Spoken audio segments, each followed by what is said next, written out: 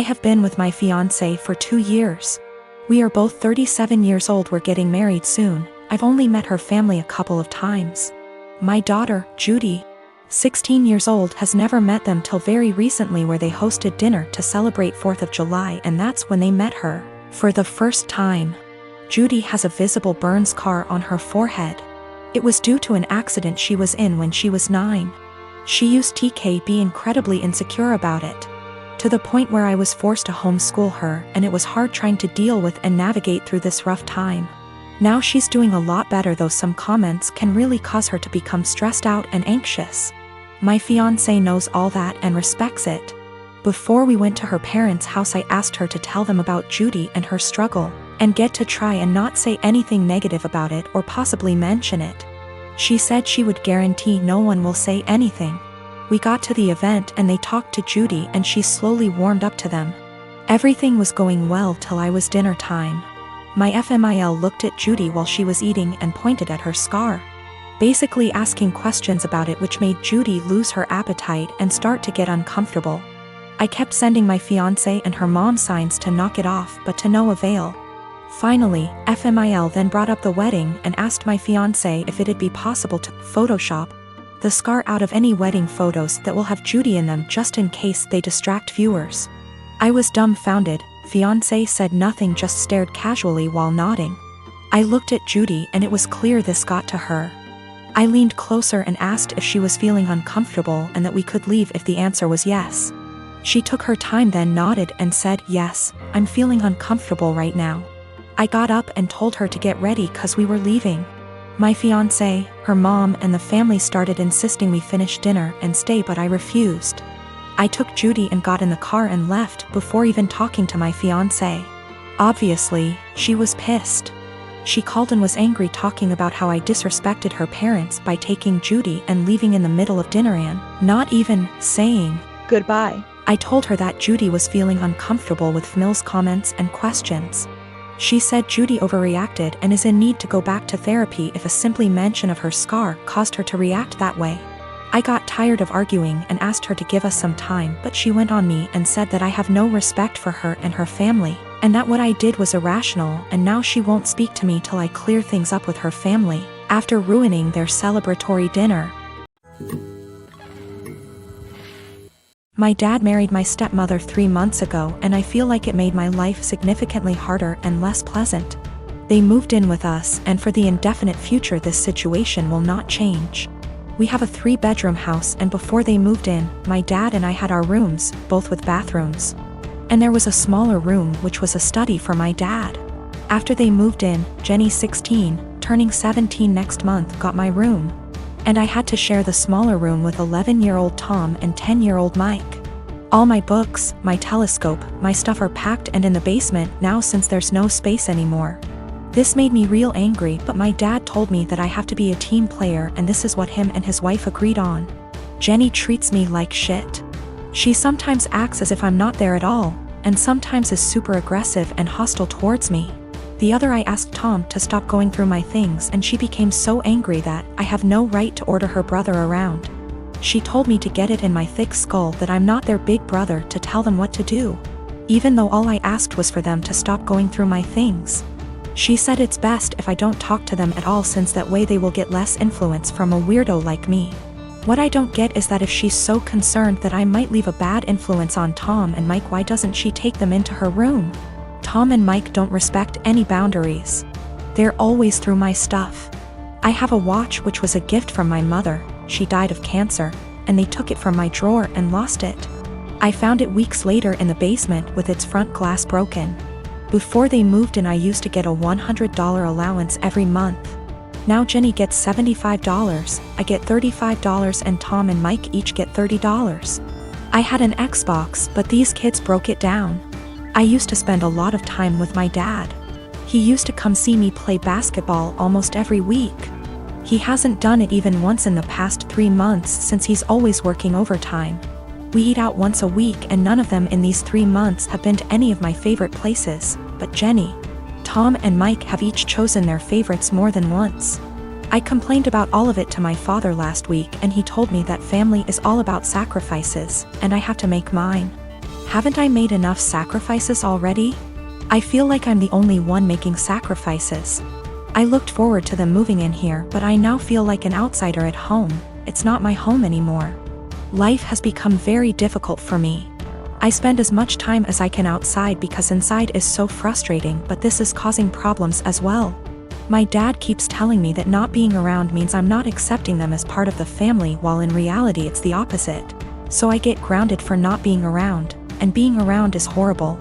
I don't want to live here anymore, but I'm only 15 and can't move out. I have nobody else who can take me in. I can't stay here for 3 more years. I'll go crazy. I often fantasize about running away at night, but I know that's also as horrible, if not even more. My boyfriend and I have been together about a year, and when our city implemented lockdown for the virus, he decided to quarantine with me at my apartment as I live alone and have a nicer apartment, and he has several roommates. Mostly it has been going well, and thankfully we both still have jobs. Except in the first few weeks I started noticing that the bathroom floor was suddenly always wet around the toilet. The sink is across the room from the toilet, so it's unlikely to be from the sink. At first I thought it might be water, but soon realized that it was definitely pee. I asked boyfriend about it nicely, and he apologized and said sometimes he has bad aim. I asked him to try a little harder, and he said sure. The floor continued to be frequently spattered with piss.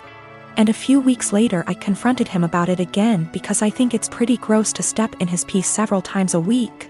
And it seems like an easy thing to fix. If he misses the toilet, I think the very least he could do is make sure to wipe it up with toilet paper or a Clorox wipe. The cleaning supplies even live in a cabinet directly over the toilet. He said sure, sorry, he would try to remember to do that. Another week has passed, and while maybe he's doing this sometimes, I've continued to step in splatters of his pee and wipe it off the floor and clean the floor several times a week. I thought about asking him to just pee into the bathtub or something instead, because I don't understand how you can pee on the floor by accident so often and not notice and not clean it up. Last night I got up to use the bathroom in the middle of the night and absolutely stepped in piss, for the 12,312,301,298th time. I had it, and I didn't want to pick a fight or ask him again since it seems clear he can't or won't change. So I got one of my dog's wee pads from when he was a puppy, he is well trained now, and cut it up a bit and taped it down to make a sort of skirt or mat around the floor near the toilet to at least absorb the piss. Boyfriend saw this morning and is furious with me, saying that I'm calling him a dog, comparing him to an animal, etc. Honestly, I was not thinking that at all. I just was trying to be resourceful and solve the problem for myself since I don't like piss on my bathroom floor, and don't like stepping in it. I didn't feel like arguing about it anymore.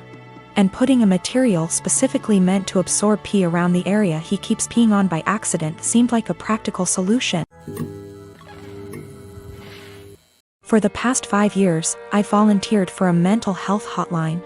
I'm deeply passionate about the hotline's work, and I've devoted huge amounts of time and energy to answering calls, training new volunteers, and fundraising. I've become close friends with many of the people I volunteer with, and I get a lot of joy out of helping people who don't have a lot of other support in their lives.